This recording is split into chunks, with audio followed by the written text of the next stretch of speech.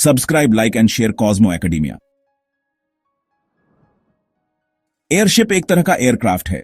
ये एयरप्लेन्स और हेलीकॉप्टर से अलग होते हैं। एयरशिप उड़ने के लिए lighter than air gas use करते हैं। ये गैस अक्सर हीलियम होता है। हीलियम हमारे आसपास की हवा से हल्का होता है। एयरशिप हवा में वैसे ही तैरता है जैसे पानी में नाव। इसे बॉयंसी ऊपर रखता है। एयरशिप में एक बड़ा बैग होता है जिसे एनवेलोप कहते हैं। इस एनवेलोप में लिफ्टिंग गैस होता है। एयरशिप में इंजन्स और प्रोपेलर्स भी होते हैं। ये एयरशिप को मूव करने और स्टीयर करने में हेल्प करते हैं। एयरशिप को कभी कभी डिरिजिबल्स या ब्लिम्स भी कहा जाता है। Subscribe, like and share Cosmo academia. Airship एक सिंपल प्रिंसिपल की वजह से काम करते हैं, बॉयंसी। बॉयंसी वो अपवर्ड फोर्स है जो चीजों को तैराती रहती है। जब कोई ऑब्जेक्ट उस फ्लूइड से हल्का होता है जिसे वो डिस्प्लेस करता है तो वो तैरता है। पानी से भरे बैथटब के बारे में सोचो। अगर आप टब में एक छोटी टॉय बोट रखते हैं तो वो तैरती है। ऐसा इसलिए होता है क्योंकि बोट अपने वेट के बराबर पानी डिस्प्लेस करती है। पानी बोट पर वापस ऊपर की ओर पुश करता है जिससे वो तैरती रहती है। एयरशिप भी ऐसे ही काम करते हैं। एयरशिप का एनवेलोप एक ऐसे गैस से भरा होता है जो हवा से हल्का होता है। हीलियम एक पॉपुलर चॉइस है क्योंकि यह नॉन फ्लैमेबल है और आसानी से अवेलेबल है। हीलियम से भरा एनवेलोप काफी ज्यादा हवा डिस्प्लेस करता है। डिस्प्लेस हुई हवा का वेट एयरशिप के वेट से ज्यादा होता है। वेट के इस डिफरेंस से एक अपवर्ड फोर्स बनता है जिसे बॉयंसी कहते हैं, जो एयरशिप को आसमान में उठाता है। Subscribe, like and share Cosmo academia. उड़ने का सपना सदियों से इंसानों को मोहित करता आया है। एयरप्लेन्स के आसमान में उड़ान भरने से बहुत पहले इन्वेंटर्स ने लाइटर देन एयरक्राफ्ट के साथ एक्सपेरिमेंट किए। 18वीं सदी के अंत में मॉन्टगोल्फियर ब्रदर्स ने अपने हॉट एयर बलून्स के साथ इतिहास रचा। ये शुरुआती बलून्स ग्राउंड ब्रेकिंग होने के बावजूद हवा के रहमोक्रम पर थे। 19वीं सदी के अंत में स्टीरेबल एयरशिप्स के डेवलपमेंट तक कंट्रोल्ड फ्लाइट पॉसिबल नहीं हुआ था। 20वीं सदी की शुरुआत में एयरशिप्स का गोल्डन एज देखा गया। जेपलिन्स, जिनका नाम उनके German inventor count Ferdinand one Zeppelin के नाम पर रखा गया था, रिजिड एयरशिप्स थे जो लग्जरी और टेक्नोलॉजिकल प्रोवेस के सिंबल्स बन गए। ये मजेस्टिक एयरशिप्स यात्रियों को अटलांटिक के पार स्टाइल और कंफर्ट में ले जाते थे। हालांकि 1933 के हिंडनबर्ग डिजास्टर ने एयरशिप के इतिहास में एक टर्निंग पॉइंट ला दिया। हिंडनबर्ग एक जर्मन पैसेंजर एयरशिप में आग लग गई और वो एक भयानक दुर्घटना में क्रैश हो गया जिसने दुनिया को शॉक कर दिया। इस ट्रेजेडी ने हालांकि सभी एयरशिप्स के रिप्रेजेंटेटिव नहीं, उनकी इमेज खराब कर दी और उनकी पॉपुलैरिटी में डिक्लाइन ला दिया। Subscribe, like and share Cosmo academia. Section 4, airship के अलग अलग प्रकार। एयरशिप अलग अलग शेप्स और साइजेस में आते हैं। हर एक की अपनी यूनिक कैरेक्टरिस्टिक्स होती हैं। एयरशिप के 3 मेन टाइप्स हैं, नॉन रिजिड, सेमी रिजिड और रिजिड। नॉन रिजिड एयरशिप्स, जिन्हें ब्लिम्प्स भी कहा जाता है, सबसे सिंपल टाइप हैं। उनके पास अपने शेप को मेंटेन करने के लिए कोई इंटरनल स्ट्रक्चर नहीं होता है। इसके बजाय वे अपने एनवेलोप को इन्फ्लेटेड रखने के लिए लिफ्टिंग गैस के प्रेशर पर रिलाई करते हैं।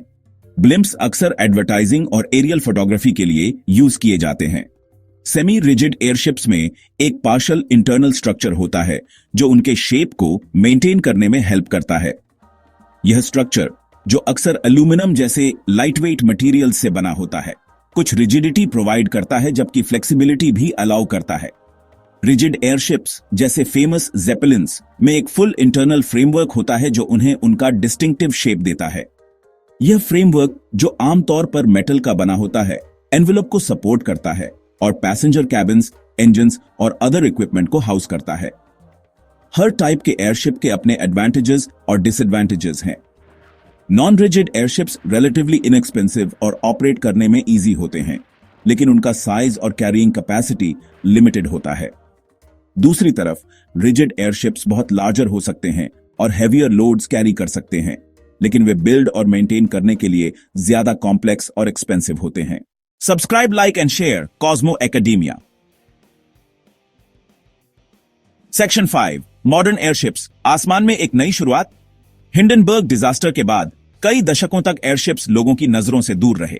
हालांकि रिसेंट ईयर्स में आसमान के इन जेंटल जायंट्स में रिन्यूड इंटरेस्ट देखा गया है।